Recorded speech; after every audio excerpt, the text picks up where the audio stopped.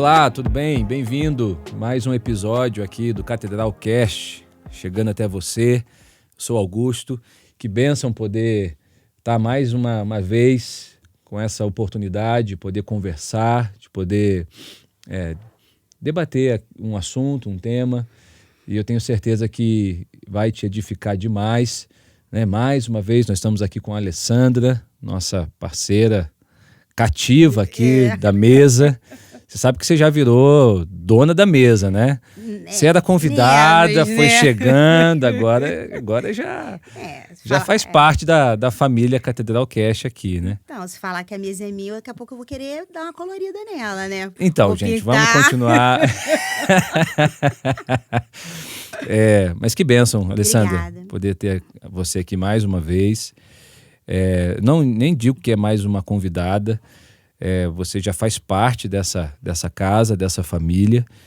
É uma bênção, sempre é uma bênção poder ter você aqui. Que bom, fico feliz também. Estamos numa semana gelada, né? Pois é, né? Petrópolis sendo Petrópolis, né? Misericórdia, Chegou. hein? Essa semana, quando a gente está gravando aqui, essa semana foi a semana foi o dia mais gelado, fez o dia mais gelado do Brasil. Olha. Com a queda de temperatura, acho que foi para 1 grau, uma sensação térmica Foi até ontem, menos. né? Foi na terça-feira. Foi na terça. Na terça-feira. Saiu aí ficamos famosos. Uau, Petrópolis. Minha casa é gelada, não sei a sua, mas bate um vento de madrugada. Não é. A minha é quentinha. Eu moro no Itamaraty. Itamaraty é um sonho, né? Quem conhece Petrópolis Quentinho. sabe, né? Aham. Nossa cidade vive as 4 estações no mesmo dia. Todas. Em lugares, assim, na mesma cidade, lugares diferentes. Você está no verão e depois você está no inverno. Desse Na questão de jeitinho. bairro, né? Uma questão de bairro. É. É isso aí, mas o meu bairro é um bairro quentinho, minha casa é quentinha, mas o consultório é geladinho. É aqui, né? Aqui do Consultório lado. é aqui do lado. Aqui do lado. Bem geladinho, tipo um freezerzinho. Legal. Pessoal, nós estamos começando hoje um bate-papo, uma conversa que vai talvez durar aí alguns episódios sobre emoções, sobre saúde emocional. Alessandra é psicóloga, atua nessa área e nós vamos conversar aqui sobre alguns temas que são relacionados a isso, né? Como aprender, é claro que não a partir de uma receita. Você conhece a gente, você sabe que a gente não tem receita de bolo, mas aprender a organizar melhor, a lidar melhor, a gerenciar melhor esse mundo emocional que nos afeta o tempo inteiro, né? Não tem como você deixá-lo numa caixinha separado ali e viver sem isso. Então, faz parte da nossa vida, faz parte da minha vida, da sua vida, e a gente precisa aprender a lidar melhor com isso, né? Então, a gente vai começar aqui uma linha temática, uma série de conversas em torno desse tema geral. E hoje, Alessandra, conversar um pouquinho melhor sobre essa noção da saúde emocional, de como organizar melhor as emoções. E você acha que é isso mesmo? Não tem como viver sem elas? Ah, não dá. Não dá. Elas fazem parte de nós, né? O homem, o ser humano, né? Ele vem com as emoções assim de fábrica. Uhum. Mesmo bebê. A gente consegue perceber, né? Sim. Em bebezinhos Sim. bem pequenininhos, que não tiveram tempo, eles não sabem nem falar português, né? Mas eles sabem expressar se eles estão satisfeitos, insatisfeitos, Sim. confortáveis, desconfortáveis, chateados, Sim. entende? De repente É interessante tristes. observar isso, né? Muito. Interessante. Eu tenho lá o Davi de 1 ano e ele sabe bem expressar as O emoções. Davi é bastante expressivo, né? Muito. O Davi é expressivo. É demais. Você sabe quando ele está irritado, quando ele está feliz, quando ele está triste. Mas o que são emoções, para a gente começar, Alessandra? Então, eu acho que vale a pena a gente entender, porque as pessoas às vezes ficam confusas, né? Sim. Falam os meus sentimentos, as minhas emoções. Sim. Coloca tudo gestão numa de mesma emoções, caixinha e tal. Gestão de sentimentos. É bem parecido, todo mundo é da mesma família, todo mundo é vizinho, mas tem uma diferença que eu acho que vale a pena a gente ressaltar, né? Uhum. A emoção é uma resposta que eu dou a um estímulo externo. Uhum. E uma resposta que eu vou conseguir vivenciar e expressar, Uhum. né, fisiologicamente. Então, eu recebo um estímulo, dependendo desse estímulo que eu receba, eu posso ficar triste, eu posso me sentir entristecida, né, comovida, ou eu posso ter a sensação de que eu preciso resolver algo imediatamente, ou comprar algo imediatamente, ou comer algo imediatamente. Não com base num dado da realidade, mas com base na resposta que eu estou dando ao estímulo que eu recebi. O comércio faz muito isso, né? Marketing, a venda trabalha muito esse tipo de ferramenta, porque quando a gente está falando de emoção, a gente está falando de uma resposta muito rápida. Então, é o que não deu tempo de você parar e pensar. E analisar, e ponderar. Exato. Vai. Exatamente. Isso pode ser desde uma resposta agressiva. Existem pessoas, né, que respondem muito rapidamente, de uma forma muito agressiva. E se ela fosse parar para pensar, se ela tivesse tempo, né, para poder pensar, ela não daria aquela resposta. Ela daria uma resposta um pouco mais comedida. Então, a emoção é sempre essa resposta que eu dou, o que meu corpo, né, que meu corpo vai experimentar, que vai poder ser vista, mas ela é muito rápida, ela vem intensamente e ela também vai intensamente. E é observável, né? É observável. A face fala de emoções, né? O comportamento, obviamente, a atitude. Mas, assim, o olhar fala de emoções. Fala, totalmente observável. Você consegue observar em algumas pessoas mais até do que outras, né? As expressões, né? Sim. É uma resposta emocional. Sim. Emocional rápido pode ser provocada, né? Você pode provocar determinadas emoções. Tem um estilo musical que eu não sei se é estilo de verdade ou se é piada, que é a sofrência. eu não sei se é estilo de verdade ou se deve ser uma mistura piada, aí, né? Pois é.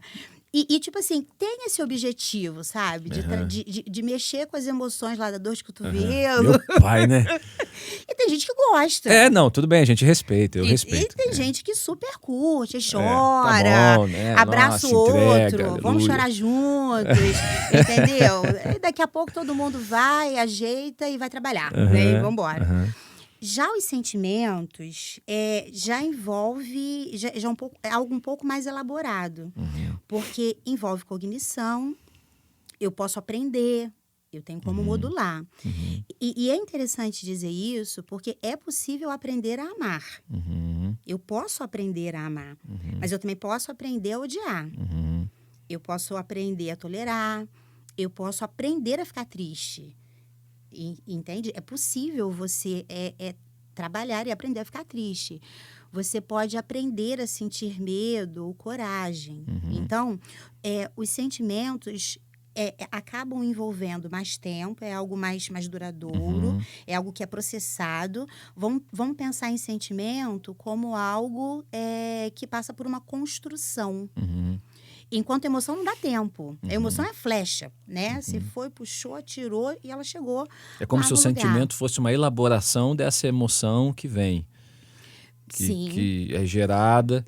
Na clínica você trabalha muito com sentimento, então, eu imagino. Eu trabalho ajudando as pessoas. Sim. Primeiro a reconhecer, porque às vezes chega meio bagunçado. Bagunçadão, né? Chega bagunçado. A pessoa chega, às vezes, me dizendo que ela tá com medo. Ela chega e a queixa é medo. Mas na medida em que ela vai falando, eu vejo isso não é medo, isso é raiva. Mas ela não reconhece raiva. Ela não aprendeu a questão da construção, né? No processo de construção, a reconhecer raiva. Mas ela aprendeu a reconhecer medo. Então, todas as vezes que ela se sente desconfortável, ela pega aquele desconforto e classifica como medo. Porque ela não reconhece. E aí eu vou trabalhar a questão da resposta natural, né? O medo é uma resposta natural. A uma situação de ameaça. É normal você ter uma resposta medo a uma ameaça. A uma ameaça, né? Seja ela real, ainda que seja imaginária, e daqui a pouco a gente vai descambar, né, para para ansiedade.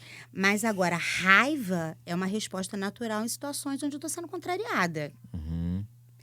E aí a pessoa está sendo contrariada, ela está sendo frustrada, e ela classifica essa resposta como tristeza ou como medo, mas na verdade não é. É raiva. É raiva. E aí ela descobre a raiva. Ah, então isso é raiva? Ah, tá. Sinto muito isso. Né? Experimento muito isso. Passo muitas vezes por isso. Descobrindo o que ela está sentindo, aí a gente parte para a próxima etapa. Como é que a gente vai gerenciar?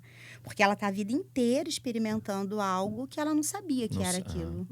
E a questão, o problema não está em sentir o que sente, né? Ah, não. O problema talvez é não reconhecer, e quando eu não reconheço, eu luto contra. Eu tento de alguma forma abafar isso, porque é ruim, porque eu não sei o que é, eu não reconheço, não identifico, não sei lidar. E consequentemente, as minhas atitudes, os meus comportamentos vão ser comportamentos e atitudes que vão, obviamente, me fazer mal e até fazer mal a outras pessoas. Sim, vai porque eu acabo, de certa forma, nem entrando em contato com a autenticidade. Eu não entro em contato com a autenticidade. E aí eu não consigo ser autêntica. Eu não consigo entrar. Há muitos anos atrás, meu filho era pequenininho, eu tinha mais ou menos a idade do Davi. Eu trabalhava com uma pessoa, né, com um paciente em questão, na época, cuja família vivia muito mal, oprimida por uma pessoa. A família inteira era oprimida por essa pessoa. Mas era uma pessoa que beneficiava muito a família e tudo mais. Então, todos entendiam... Compensava, né? Dava uma compensada, né? E então, todos entendiam que tinha que ter grande gratidão. Um dia, eles conseguiram se livrar dessa pessoa. Mas se livrar mesmo. Aconteceu uma confusão e tudo mais. E essa pessoa se distanciou da família. Quando ela oprimia, né, todas as pessoas e tudo mais... todo mundo começou a chorar e tá muito triste, porque, poxa vida, era um relacionamento tão legal, nunca foi legal, entende? Essa pessoa fazia parte do nosso contexto, mas ninguém queria que ela fizesse. Era uma pessoa que, tipo assim, fazia mal para as pessoas. Humilhava, desqualificava, intimidava e tudo mais. Mas já que estava todo mundo chorando e estava todo mundo triste, vou ficar triste também, né? Vou ficar também. Para ficar triste, eu não sei o que aconteceu, mas vou chorar também. Aí essa pessoa chegou, contou a história. Eu falei, não estou entendendo. Mas tinha a questão da desqualificação, da humilhação. Geralmente seria um alívio. A pessoa parou. Mesmo, seria um alívio. Sabe que eu tô aliviada? Eu falei, pois é que você chegou chorando, eu estranhei. Porque minha mãe tá chorando, minha tia tá chorando, minha avó tá chorando, entendeu? Eu falei, aí você começou a chorar todo também? Todo mundo chorando. Todo mundo chorando. Eu vou chorar também, eu vou pegar a carona e eu vou no embalo. E aí a gente começa eu achei isso muito, muito simbólico, né? Foi uma das situações mais fortes. Porque a pessoa, depois, ela se deu conta que era um alívio, ela saiu dali e foi comemorar. Ela chegou chorando e saiu, ela foi comemorar. E ficou comemorando uns 2 meses aquela libertação. Não era uma questão de odiar a pessoa, mas o alívio que, poxa, não seremos mais humilhados, desqualificados, intimidados, agora somos livres. E não preciso ficar triste porque eu tô livre. Quero bem, entende? Poxa, mas agora eu vou viver de uma forma diferente. Então, você entende como são... não sei se é tão sutil, não sei se é tão sutil, não sei o que te parece, né? Porque eu trabalhando todos os dias, eu tomo muito cuidado para não banalizar. Mas me parece uma certa sutileza, de modo que as pessoas, às vezes, simplesmente não reconhecem. Te parece sutil? Eu acho que... Sim, eu acho que para algumas pessoas talvez seja mais difícil essa noção de reconhecer. Eu acho que aí entra muito a questão da ajuda profissional, que vai ajudá-la mesmo a reconhecer e identificar algumas coisas que talvez para ela é difícil lidar com isso ou encarar isso. Eu acho que não é tão simples assim, né? A gente não pode colocar tudo numa mesma caixinha, né? Existem pessoas que elaboram de uma forma melhor, mas eu acredito que seja muito sutil mesmo. A minha opinião é que não é tão simples assim. Eu vejo isso. E são pessoas, assim, muito inteligentes, sabe? Não, sim. Inteligentíssimas, mas que não foram ensinadas a lidar com isso. Exato. Entende? Particularmente com a raiva. Né? A raiva tem um lugar todo especial nesse não saber lidar. É quase que um assunto proibido. Não posso sentir raiva, né? Não posso sentir raiva. Porque é como se a raiva tivesse um poder destrutivo, um poder místico, né? A minha E o que a Bíblia fala sobre isso? Não posso sentir raiva? A Bíblia fala sobre isso? Não posso sentir raiva. A Bíblia não fala. Primeiro, vamos ver Jesus, né? Jesus. Ele experimentava momentos de raiva. Sim. Tem gente que às vezes não gosta nem de usar a palavra raiva. Né? Não, ele ficou chateado, raiva ele ficou irritado. Raiva é pecado. É pecado, raiva. Meu Deus, não sente, pede perdão. Isso. Mas se ele via uma situação e aquela situação irritava, não é para estar acontecendo isso aqui. Ele reagia de acordo com o que vinha naquele momento. Não, e de acordo com os princípios e valores que ele nutria. Ele não feria os princípios que ele nutria, né? Então, ele estava lá falando com os religiosos, ele tinha ali, obviamente, uma resposta emocional, uma resposta elaborada, uma resposta de raiva, mas sem ferir valores e princípios. Isso eu acho interessante, porque a emoção, não necessariamente, ela vem para que a gente fira os valores e princípios, né? A emoção, a gente tem que aprender a lidar com ela. Agora, eu penso que comprimi-la é danoso demais. Quando você fica com essa história de que eu não posso sentir isso, não posso sentir aquilo, não posso. O não posso aumenta. Quanto mais você comprime aquilo, mais isso cresce, né?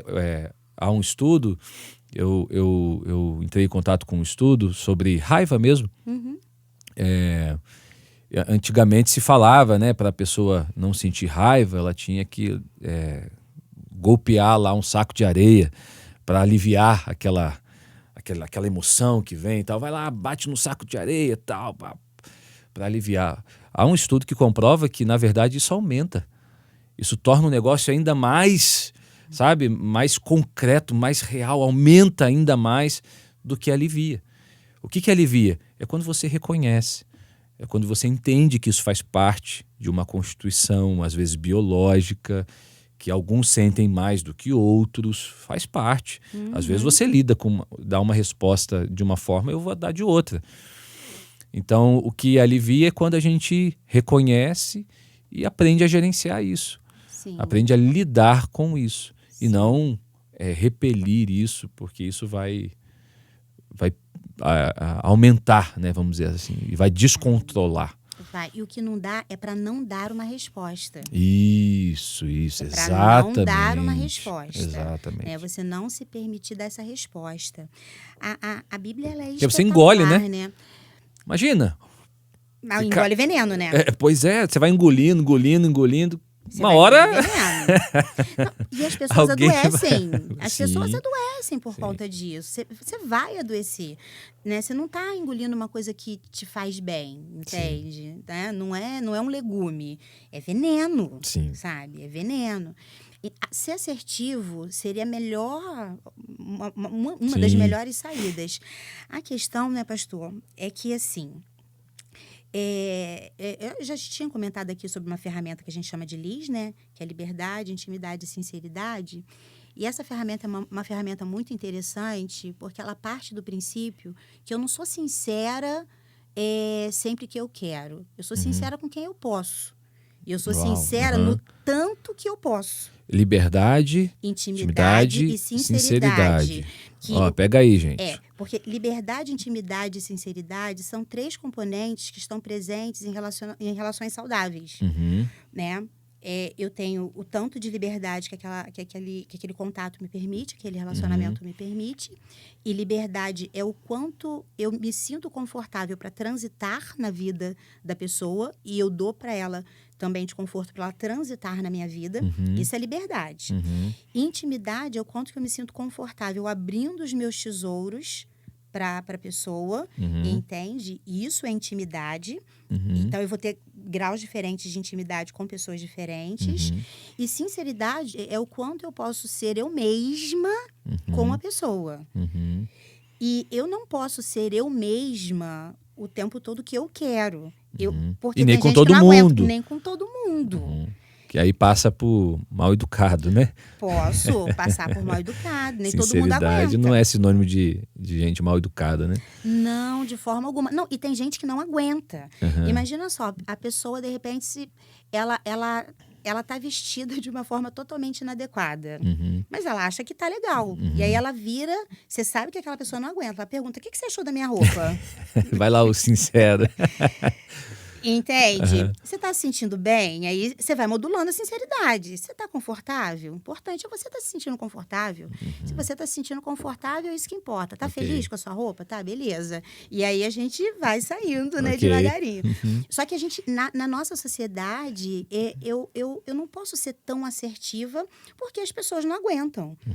É como se elas fossem incentivadas o tempo todo, né, a essa sinceridade, mas não pudessem exercê-la. Não pode exercê-la. É como se a pessoa não pudesse dizer, poxa, eu não posso sexta-feira sair com vocês porque eu não tenho dinheiro. Não, eu tenho que cuidar da minha mãe, meu cachorro não está muito bem. Não é porque eu não tenho dinheiro, eu posso ser sincero. Ou então, eu não me sinto muito confortável nesse lugar, a música é muito alta, mas todo mundo que está ali no grupo gosta. Como é que eu vou falar que eu não gosto de estar no lugar que todo mundo gosta, né? Não quero. Então, tipo assim, as pessoas falam demais, essa hora da noite eu já preciso de um pouco mais de silêncio. E então, assim, as pessoas, elas acabam exercendo de uma forma não consciente isso e experimentando uma certa culpa por essa razão. Ela fica se sentindo culpada porque, na verdade, ela acaba não entendendo que ela pode, de repente, gostar de, sei lá, mais silêncio na parte da noite ou mais silêncio de manhã. Tem gente que gosta de muito silêncio de manhã. Tem gente que não gosta de barulho de manhã. E conviver com pessoas que sejam barulhentas de manhã vai ser uma tortura para ela. Mas, de repente, ela não se sente muito confortável. E aí a gente vai maquiando. A gente não sabe o que é verdade. E tudo isso porque a pessoa, às vezes, não gerencia bem essa questão das suas respostas emocionais. É isso que eu ia te perguntar. Então, isso passa por essa questão de elaborar, né? Dessa elaboração que nós precisamos aprender. E aí, claro, uma ajuda profissional, isso é muito importante, porque isso pode adoecer. Né? A emoção que não é elaborada, ela vai gerar adoecimento. Sim. Vai adoece mesmo, né? Adoece mesmo. A gente está numa era de adoecimento emocional muito intenso. Aumentou muito a proporção desse adoecimento emocional, demais. Então, essa ajuda profissional também, ela é necessária para me ajudar mesmo a elaborar. Sim. Né? Às vezes sair dessa, como é que eu posso chamar, né? Desse espiral aí que me vem como um furacão. E eu preciso aprender a elaborar isso, preciso aprender Isso faz parte, né? O trabalho terapêutico é esse. Porque, assim, a terapia, ela não te dá a solução. Você não chega lá com uma pergunta, né? Não é como se fosse uma esfinge. Verdade? Poxa vida. E o terapeuta simplesmente responde, você, não é isso. Você vai pensar, você vai construir. Só que você constrói com suporte. Uma pessoa chegou para mim, só deixa eu te interromper, chegou para mim esses dias.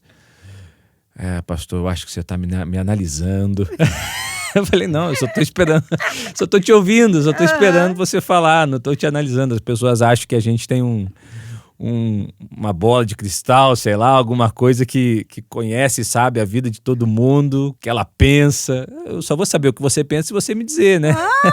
Do contrário não vai acontecer. Às vezes, assim, o paciente, isso acontece muito no início da terapia, né? Depois o paciente para e ele começa a entender. E ele pergunta, e aí? E aí, muitas vezes eu falo, não sei. Ué, mas você não sabe? não tem ideia. A gente vai descobrir juntinho agora. Vamos lá, fala mais sobre isso. Colaborativo, né? Entende? Pois é, eu não sei. Ah, mas eu achei que você ia ter resposta, não tem não. Tem resposta nem para mim. Tem resposta nem para mim. Imagina se eu vou ter resposta para uma situação complexa como essa. Agora, eu conheço caminhos. Isso, é isso aí. Que podem te ajudar a chegar nessa resposta. E aí eu vou te ajudando. Eu vou caminhando com você enquanto você vai descobrindo que caminho é esse e você vai chegando lá. Eu vou caminhando com você e eu vou te dando suporte. Porque o caminho, às vezes, é assustador. Por exemplo, esse caminho da raiva. Imagina a pessoa descobrir que ela tem raiva da mãe. Entende? Ou tem raiva do pai. Esse não é um caminho muito fácil. E se a mãe já morreu? Se o pai já morreu? Como é que você faz? Como é que eu conserto isso, né? Como é que eu faço? Então, é melhor eu não sentir raiva. Aí, antigamente tinha muito isso. Eu acho que muitos pais hoje não fazem, mas espero isso de todo o meu coração. Quando mandava a criança engolir choro, engole esse choro. Lembra que tinha isso? Lembro disso, Lembra, né? Engole esse choro, porque você não podia expressar. E a criança engolia. E a criança aprendia a engolir choro. Meu pai tinha algo... Ele tinha muita coisa, né? Meu pai nasceu em 52.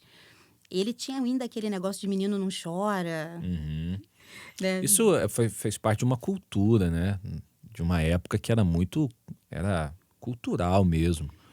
Sim, e muito forte, muito né? Muito forte. Não, porque menino não chorava mesmo. Muito forte, muito forte. Teve uma vez que meu pai falou assim, quando a mãe dele morreu, né? Ele falou, eu queria chorar, mas não saía.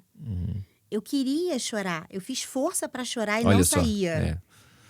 Isso afeta demais as pessoas, né? Você imagina só, a mãe dele estava ali, tinha morrido, ele queria chorar e ele falou que não saía. Aí teve uma vez que meu filho estava lá na casa da minha mãe, e aí ele começou a chorar, meu pai, que isso, rapaz, menino não chora. Eu falei, pai, pelo amor de Deus, menino chora. Menino chora, menino precisa chorar, inclusive o senhor precisa chorar. Todo menino precisa chorar, porque se o menino não chorar, o que ele vai fazer? Com essa energia que está dentro dele. Porque as emoções, elas têm um caráter energético, né? Elas geram também uma movimentação energética. Então, se não sair através de lágrima, vai sair como? Parou, pensou... O quê? E o choro tem essa função mesmo, né? Tem essa função. O choro tem essa função. Em alguns momentos é muito importante que a gente, de fato, chore. Entendeu? Tá gostando, gente? Tá legal, né? Curte aí, compartilha com mais alguém. Se você tem alguma pergunta, algum comentário, escreve nos comentários aqui pra gente. A gente lê depois com muito carinho, tá bom? Como a gente lida nisso envolvendo a espiritualidade, Ale? Por quê? O que acontece? Há um pensamento, às vezes, de que a emoção, algumas emoções, na verdade, né? Elas não caminham junto com a espiritualidade. A questão do próprio entristecer-se, da questão da tristeza... algumas expressões, né, que a gente sempre tem que estar feliz, né, a alegria do Senhor é a nossa força, né, e usam muito mal usado alguns textos para fundamentar algumas... Não fica triste não, porque a alegria do Senhor é a nossa força. Enfim, como você vê isso dentro da espiritualidade? Tem como separar uma coisa da outra? Como isso pode... de alguma forma, afetar o nosso relacionamento com Deus? Eu não vejo como separar, porque são elementos que fazem parte da mesma pessoa, né? Tudo isso faz parte da mesma pessoa. Então o crente pode ficar triste, você está me dizendo isso? Eu estou dizendo isso. O crente pode ficar triste. Pode ficar triste, pode chorar Pode sentir raiva também, né? Pode sentir raiva também. E aí, quando a gente fala em tristeza e raiva... Ai, meu Deus, olha eu abrindo aí o guarda-chuva. A gente tem emoção matriz e a gente tem emoções derivadas dessa emoção, né? Por exemplo, tristeza. tristeza é uma matriz, mas eu tenho variações da tristeza. Eu tenho a chateação, que no Rio a gente fala assim, tu é meio borocochô. A pessoa não fala que ela tá triste. Tô meio chateado, tô meio introspectivo. São variações, né? Aí na alegria, a gente tem a empolgação, a euforia, né? A pessoa fala, pô, tô super empolgado, entende? Que são variações. Mas eu também tenho a raiva, né? E aí tem o ranço, né? O ranço que é tão conhecido. O ranço é uma variação da raiva. A gente tem também a reatividade, né? Papum, né? Bateu, levou. Bateu, levou. Bateu, levou. E a pessoa fala, não, mas eu não estou com raiva. Mas, tipo assim, você não está explodindo de alegria, né? Você está incrivelmente reativo. O que acontece? O que eu vejo, o que eu tenho experimentado? Eu acho que é possível a gente submeter tudo na nossa vida ao Senhor. Inclusive a nossa existência, sabe? E eu vejo que quando a gente encontra formas de se submeter ao Senhor, submeter tudo na nossa vida ao Senhor, inclusive as nossas emoções, inclusive aquelas emoções com as quais a gente não sabe lidar, inclusive aquelas emoções com as quais a gente nem gostaria de lidar, a gente já começa a aplicar aquele princípio do qual você falou agora, que é admitir. Então, eu estou submetendo, sabe? Tipo Jesus no Getsemane. Sim. Vamos pensar em Jesus no Getsemane? Sim. Que momento foi aquele? É incrível, né? Sabe? É de arrepiar, né? Todas as vezes que eu leio aquele texto... Gente, aqui... Não, E eu leio e assim... Não só tem ali a questão do Deus encarnado, né, do Jesus humano, mas tem a questão de que eu posso sentir isso também. Eu me sinto acolhido. Eu me sinto acolhido, sabe? Eu me sinto assim... Cara, eu posso ter esse momento também. Eu posso, sabe, me debruçar diante de Deus e expressar tudo que realmente eu sinto. Eu posso viver esse momento sem a culpa, sem mascarar, sem performar diante de Deus, que não tem como fazer isso, sem fazer um teatro ali e inventar uma coisa que não existe, e ficar repetindo como um mantra para mim mesmo, de que eu estou bem, eu estou bem, estou bem, estou bem, estou bem, estou feliz, feliz, feliz.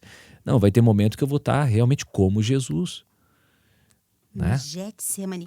E assim, olha a importância desse registro. Olha quão libertador é esse registro, sabe? Do Deus encarnado. Sim. Que teve aquele momento incrivelmente humano. Sim. O momento pelo qual eu já devo ter passado em alguns momentos, você e outras pessoas, de falar, eu não quero ser eu. Será que dá para eu não viver o que eu estou entendendo que eu estou prestes a viver? Será que dá para eu não viver esse momento? Onde você experimenta medo, onde você se Tudo sente ali, sozinho, né? você se sente abandonado, ninguém me entende, ninguém está entendendo o que eu estou passando. Gente, olha só, é desesperador, fica comigo um pouco. E as pessoas não conseguem entender porque estão num outro momento. E às vezes acontece isso na nossa vida. Tá todo mundo vivendo um outro momento. Tipo assim, que isso, né? Para que tanta coisa? Entende? Mas não é tanta coisa. Eu estou experimentando isso de verdade. Eu estou experimentando de repente, você falar assim, dá para passar? Dá para pular essa? Entende? Mas eu submeto, eu me submeto. Se não der, mas se der, dá para passar? Então, é muito... Eu vejo assim, o Senhor, ele é muito cuidadoso quando ele deixa esse registro para a gente. Ele está dizendo, olha, como você, pode acontecer com você. Tem gente que não sabe nem onde é que fica o Getsemane, né? Tem gente que relata que desconheço. Nunca tive um momento como esse. Nunca tive um momento como esse. Agora, a maioria de nós consegue fazer um mapa, né? Consegue fazer um mapa. Então, assim, a gente consegue submeter tudo, é possível que a gente submeta, inclusive entendendo que nós podemos submeter as nossas fragilidades. E falar, Senhor, isso é demais para mim, tá pesado, tá complicado. tá difícil, tô triste, tô chateado. E dar nome, tô com né? medo. Aprender a dar nome a algumas coisas, alguns estados emocionais. De alguma forma, aprender a verbalizar isso. É claro que a gente não vai andar com uma plaquinha, né? Para que a gente que os outros olhem para a gente, fiquem com pena, tal. A gente não vai fazer isso. Mas eu não sei se você tem essa impressão, mas eu tenho a impressão de que às vezes as pessoas elas têm receios de falar de alguns estados que elas estão vivendo. Se não está bem, não estou bem, sabe? Mas parece que sempre tem que estar bem, sempre tem que estar tudo bem, sempre as coisas têm que estar nos seus devidos lugares. Você tem essa impressão de que há uma necessidade de muitos de que sempre tem que estar tudo bem, mesmo não estando. Muitas vezes não estando nada bem. Sim. Não é que a pessoa vai chorar pelos cantos para todo mundo. Mas essa noção de que eu não posso parecer que eu não estou bem. Eu não posso parecer que eu estou triste. Senão as pessoas vão achar que eu estou em pecado, ou fiz alguma coisa, Deus está pesando a mão. Eu não posso parecer isso, não posso parecer aquilo, eu não posso parecer. Só que, na verdade, o efeito disso é devastador, né? Muito. Não aprender a verbalizar, não aprender a expressar mesmo. Sim. Expressar. Jesus ali no Getsemane, ele estava no lugar público. Ele não escondeu a sua dor. Em nenhum momento, se você vê lá o capítulo de João, quando ele tem os últimos momentos com os discípulos, ele é muito claro ali com os discípulos, ele fala, está chegando a hora, tal. Ele tem aquele momento final ali com os discípulos expressando. Às vezes o texto bíblico não dá tanto essa emoção para a gente, né? A gente precisa entrar ali no texto. Mas, por exemplo, quando ele diz assim, não perturbe o coração de vocês, ele está consolando. Há um momento ali de consolo, há um momento ali ele está expressando. Ele está dizendo assim, olha, não vai ser fácil. Não vai ser fácil. Não vai ser fácil. Vai ter a cruz, vai ser difícil. É um desafio para a gente, mas vamos junto. Vamos lá, vamos até o final. E a impressão que eu tenho às vezes é que nós queremos pular esse momento, sabe? A gente quer logo o momento de que a gente quer logo a ressurreição, né? A gente quer logo o momento que tá tudo bem. Tá tudo bem. Não, tá tudo bem. Tá tudo bem. Tá tudo bem. Casa caindo, mas tá tudo bem. A tal da foto do Instagram, né? Que tá tudo bem. Sempre. Sim, mas a gente dificilmente vai viver o domingo de Páscoa sem passar pela Sexta-feira da Paixão. Uhum. Entende? Tem. Vai ter a Sexta-feira da Paixão. Aí depois você vai ter o domingo de Páscoa. Entende? A questão da ressurreição, de você poder comemorar. Agora, socialmente, a gente chama esse vai tudo bem de ritual, né? Uhum. Aquela história, você passa por alguém na rua, pastor, tudo bem? Tudo bem. Uhum. Entende? E, na verdade, a pessoa nem espera uma resposta diferente. Uhum. E quando dá... Se der, estragou. Estragou. Eu tô com pressa, não era pra você falar isso agora. Exatamente. Porque, na verdade, a pessoa não quer saber. Uhum. Nós nem deveríamos perguntar, né? Uhum. Já que eu não quero saber, eu não deveria perguntar. Então, tem uma certa convenção, né? As pessoas perguntam, tudo bem? É só para ser educada e dizer, eu faço questão de ser educado com você. Mas ela não quer saber se está ou não bem. Ela não quer de verdade. Ela está com pressa, ela está totalmente envolvida com a própria vida e ela não quer saber. Uhum. Então, você encontre alguém que tenha tempo disponível ou alguém que, de repente, expresse, né? Pergunta para você, vamos conversar? Aí é diferente. Vamos tomar um café? Diferente. Né? Vamos jantar e tudo mais. Mas as pessoas, de verdade, pastor, eu vejo que elas não estão interessadas em ouvir sobre a sua vida, ou sobre as suas dores, ou sobre as minhas. Elas querem falar sobre as dores delas, entendeu? E o tempo todo elas querem ser ouvidas. Então, essas pessoas que são vistas socialmente como pessoas com menos problemas, elas acabam tendo que engolir mesmo. E não é só o pastor, o psicólogo, não. Às vezes é a mãe, é o pai, é o esposo, é o filho mais velho. É alguém que, tipo assim, só não estão querendo saber o que a avó está sentindo. Ninguém quer saber o que a avó está sentindo. Entende? Enquanto a avó estiver fazendo bolinho de chuva, ok. Entende? Se a avó parar de fazer bolinho de chuva, o que está acontecendo com a avó? O que aconteceu? E mesmo assim vão perguntar para outro, não vão perguntar para a avó primeiro. Bolinho de chuva é especial, hein? Bolinho de chuva é tudo, né? Abre um parênteses, se você sentir no coração de deixar um bolinho de chuva pro pastor aqui na Catedral Metodista, Pra a mim gente também. vai ficar muito feliz, tá? Fecha parênteses.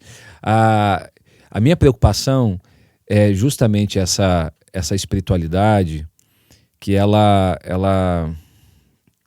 não reconhece esses momentos. Ela não dá nome para esses momentos. E não é essa a espiritualidade de Jesus. A gente tem hoje um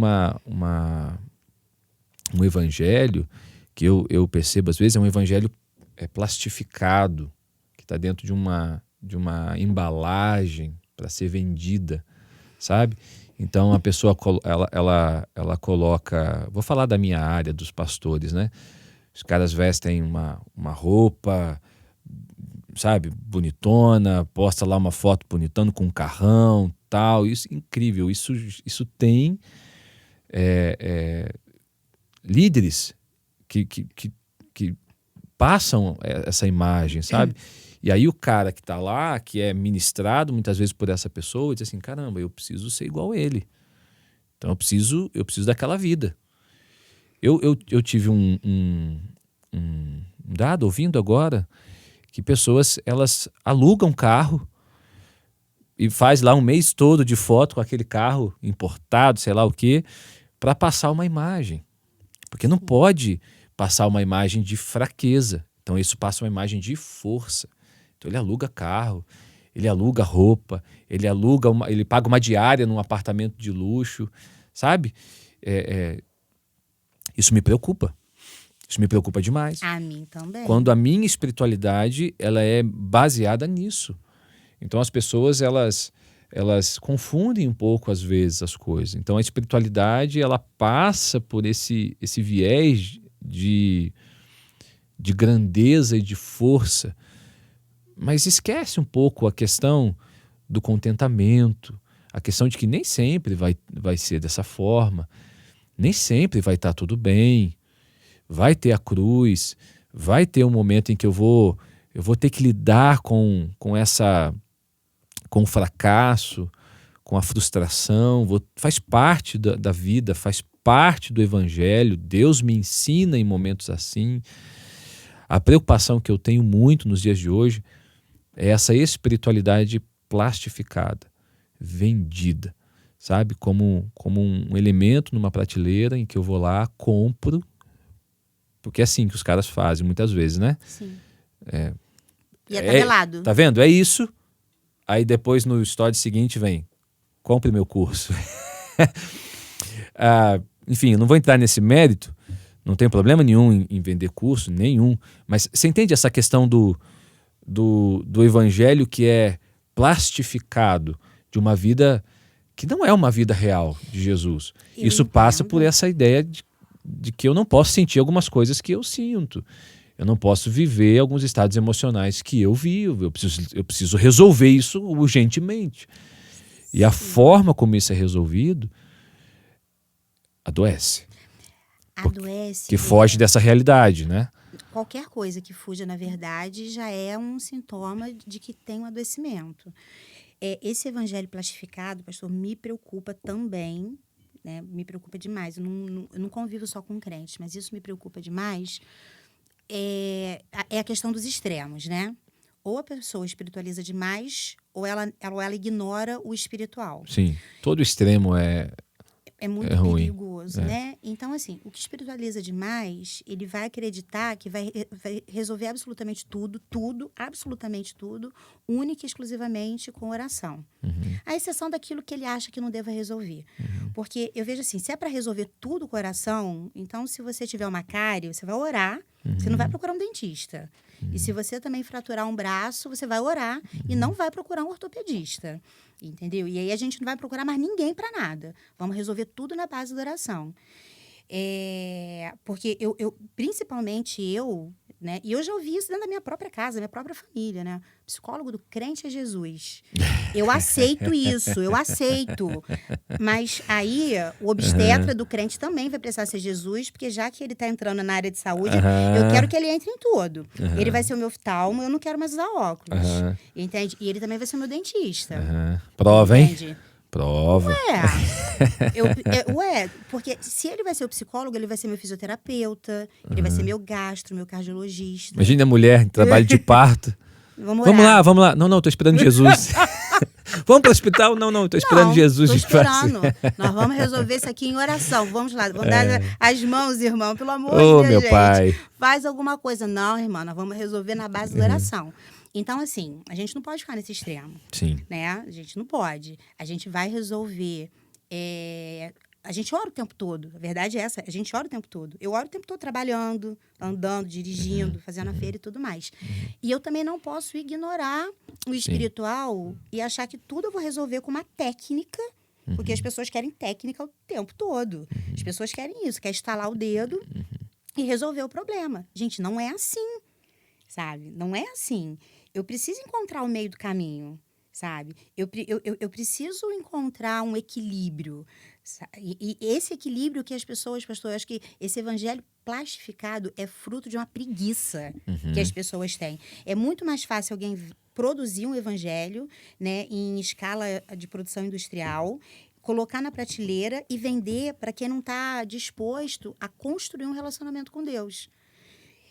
Porque construir relacionamento com Deus é isso, entender que tem dia que você vai chorar, tem dia que você vai rir, tem dia que você vai ter, não vai ter, e você vai experimentar tudo isso. Aí você compra o pronto. E aí você começa a falar o que o outro fala, reproduzir os sermões dele, cantar como ele canta, né? Igualzinho mesmo, acreditar no que ele acredita, sem questionar, porque está pronto. Entende? Está totalmente pronto. Se está nesse extremo, está pronto. Eu não vou precisar fazer, entende? É só colocar no forno. Eu desembalo, coloco no forno, está pronto. Eu não tive trabalho nenhum. E isso tem a ver com gestão de emoção. Porque construir um relacionamento com Deus, vai ter hora que ele vai dizer não. E aí? Como é que eu lido com isso? Tem hora que você vai perder, né? Eu vou perder. Vai perder pessoas, vai perder na vida, vai perder financeiramente. Sim. E aí? Como é que lida com essa noção de que nem sempre tudo vai ser tudo bem, né? Vai ficar bem, vai ficar. No final a gente sabe que Deus, Ele é soberano, Ele nos conduz, nos suporta, Ele é o nosso provedor, a gente sabe disso. Mas nem sempre tudo vai estar bem, né? Às vezes a gente vai passar pelo Getsemane. Vai. Às vezes a gente vai ser prensado, né? Prensar. Lugar de prensar uva. Vai. E aí, eu acho que é o medo que muitas pessoas têm de ouvir, né? Como falaram de Jesus. Ué, não é filho de Deus? Por que ele não desce dessa cruz? Né? Ele não tem poder para isso? Tem poder para fazer tanta coisa? Ele não vai ter poder para fazer nada por ele, entende? Né? E aí as mensagens lindas que você pregava, as canções maravilhosas que você cantava, e de você entender, olha só, a minha fé não se baseia única e exclusivamente nisso. Eu falo do que eu acredito, entende? Eu falo daquilo que eu creio, e eu sei em quem eu tenho crido, eu sei, de verdade. Tendo ou não tendo, acontecendo ou não acontecendo, mas sem que isso gere mal-estar, entende, pastor? E aí vem a questão da gestão das emoções, porque muitas pessoas vão experimentar um mal-estar se ela não tiver um testemunho para contar. Se ela não tiver um testemunho para contar, ela some da igreja. Ela só aparece para dar aquele testemunho espetacular.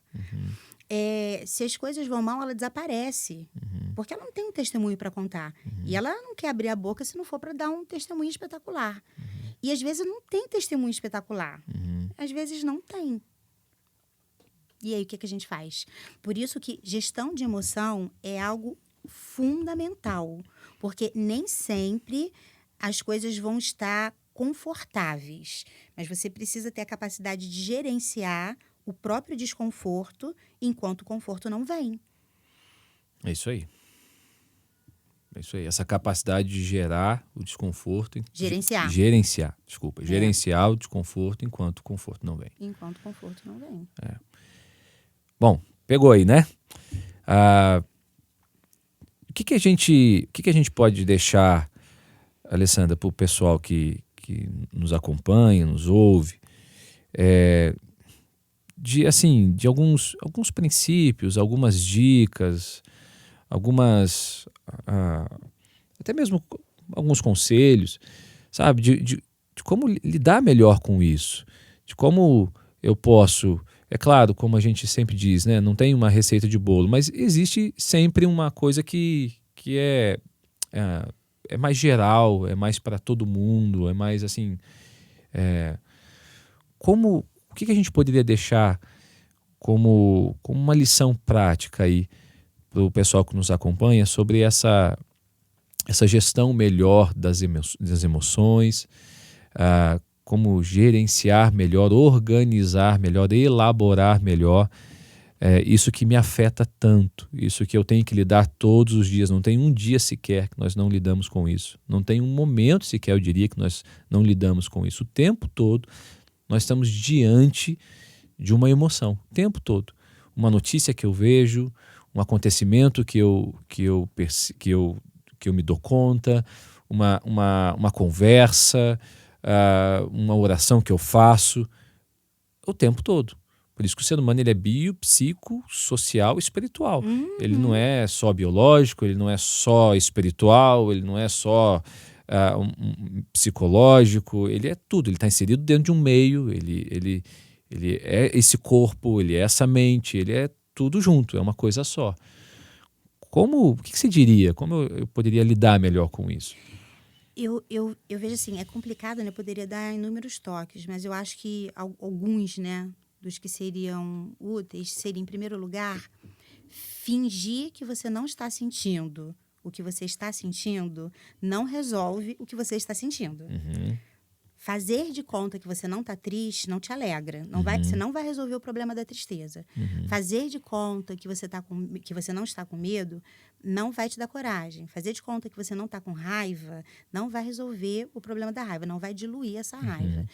Então, em primeiro lugar, não faça de conta que você não está sentindo o que você de verdade está sentindo. Pode encarar.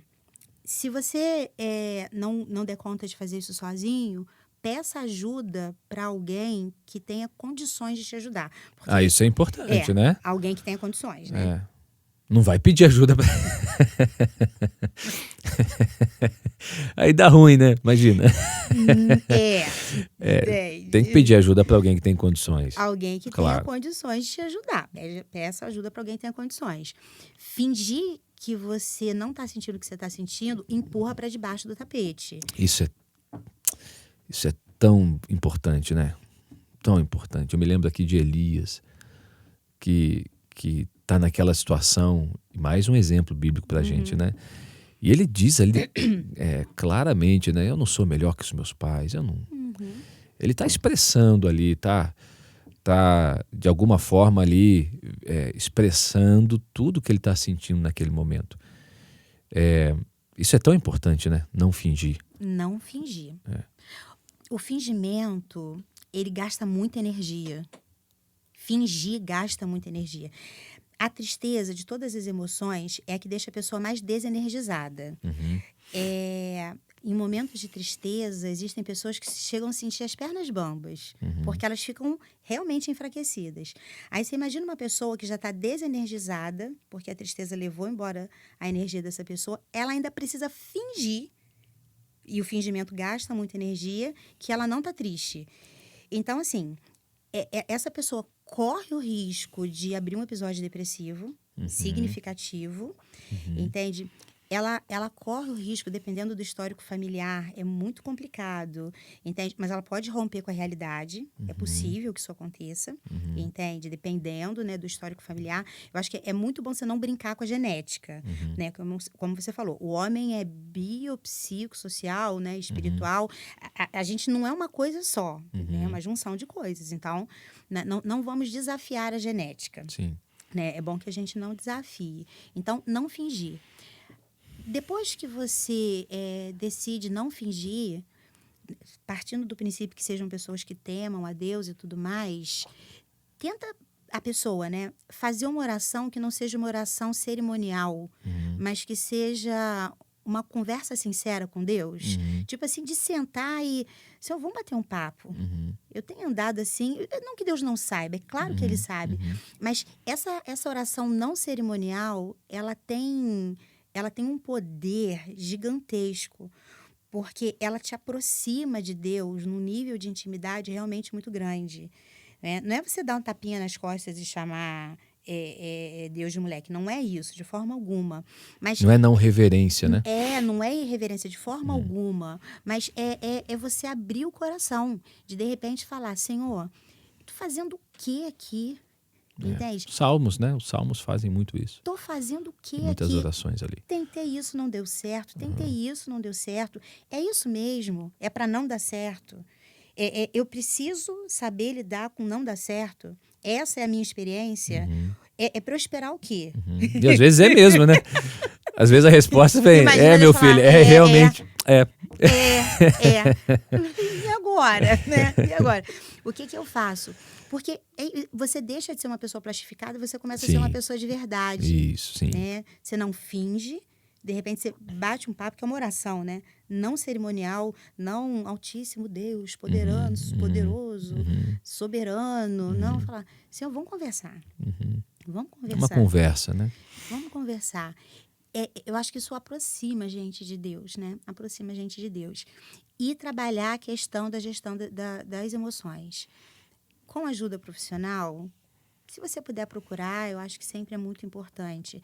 Mas, às vezes, tem algumas experiências que a própria igreja oferece que são muito boas para você poder entrar em contato também com as suas emoções. Você trabalha e alimenta o seu espírito, mas você também trabalha e alimenta a sua alma. Praticamente todas as igrejas que eu conheço oferecem algum tipo de experiência nesse sentido. Tem gente que resiste, né? Em ter contato com experiências nesse sentido. Mas eu acho que pode ser muito útil. Que é você pelo menos, tem uma primeira experiência com o mundo emocional, com o mundo afetivo, né? Você chora, você se derrama, você descobre que você fica mais leve. Poxa, eu fico mais leve, né, depois de uma determinada experiência. E aí você vai encontrar formas de experimentar mais leveza no dia a dia, né? Mais leveza. Leveza é uma coisa muito importante pra gente, né? E é claro que isso é um processo, é diário, é constante. Não é algo que eu faço uma vez e acabou, né? É uma procura, é uma busca de se conhecer, de ser mais assertivo, de entender esse mundo que está dentro de nós. Não tem jeito. Está dentro de nós, nascemos assim e não é ruim. Acho que esse é o ponto, não é ruim se emocionar. É brilhante. Nós precisamos aprender a acolher isso e ver isso como algo muito positivo que Deus colocou em nós. Deus colocou essa raiva aí. Deus colocou esse medo aí, sabe? Essa alegria, essa tristeza. Deus colocou. Não é para você não se entristecer, né? Então, ela tem o seu lugar, ela tem o seu papel. Precisamos descobrir. Precisamos entender melhor o papel das emoções. O papel das emoções. A gente podia falar também em algum outro momento, né? Qual é o papel da raiva? Porque a raiva tem um papel. Sim. Ela tem uma função, né? Sim. Psicobiológica. Assim como a tristeza também tem uma função, a alegria, o medo, Sim. ele também tem uma função. Aquela pessoa, eu nunca sinto medo. Isso é muito perigoso, né? Eu corro de gente assim. Eu nunca vai me colocar enrascada. Nunca vai. Nunca Imagina. Sinto medo. Entende? Se protege como? Como que essa pessoa se protege? Então, cada emoção realmente tem uma função. Tem um momento para poder ser experimentado. E só para de repente, eu encerrar, né, a minha fala, quando eu entendo a função dessa emoção, eu não me torno refém dela. Sim. Porque se eu não entendo a função do medo, eu me torno refém do medo. Refém do medo, isso aí. Eu posso olhar para ele como algo muito maior do que de fato ele é. Isso aí. Se eu não entendo a função da tristeza, eu me torno refém da tristeza. Aí eu vou ficar triste sempre, todo dia, o tempo todo. E pode desencadear num processo depressivo, como você falou. Pode. Né? Pode sim. Então, ao mesmo tempo que as emoções, ela é um campo belíssimo, porque é um motor, nos movimenta, ao mesmo tempo pode ser muito perigoso, na medida em que eu não compreendo muito bem, não entendo muito bem ali o lugar, o papel, a função dela, né, na minha vida. E aí eu não entendo, me torno refém. E existem muitas pessoas que são reféns de emoções. Eu sei que estou no finalzinho, mas finalzinho do finalzinho, não é? É muito comum a pessoa falar assim, qual é o culto bom? O culto bom é aquele culto onde eu sinto alguma coisa. E não é em todo culto que eu vou sentir alguma coisa. Tem culto que eu não vou sentir nada. Tem culto de verdade que eu não vou sentir nada. Mas como assim você não sente nada? Gente, eu não vou única e exclusivamente para sentir. É muito bom sentir. Mas eu não dependo disso. Eu não sou refém disso. Eu não preciso que a música me leve a chorar. Eu não preciso. Eu tenho convicção do Deus ao qual eu adoro, ao qual eu sirvo. Eu sei por que eu estou ali. Eu sei o quanto é importante. Eu não vou comer só quando eu estou com fome. Às vezes eu não estou com fome, mas está na hora. Eu não estou com vontade de comer brócolis, mas eu preciso comer brócolis naquele dia. Já enjoei de ovo, mas eu preciso comer ovo. Se eu não comer ovo, eu vou precisar substituir por outra coisa. Então, é necessário, né? É necessário. Mas hoje eu não chorei. Você não chorou. Quer dizer que aconteceu alguma coisa? Entende? Hoje eu não chorei.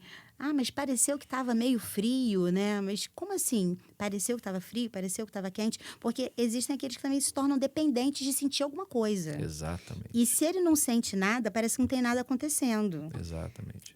Não é assim. Só não é assim.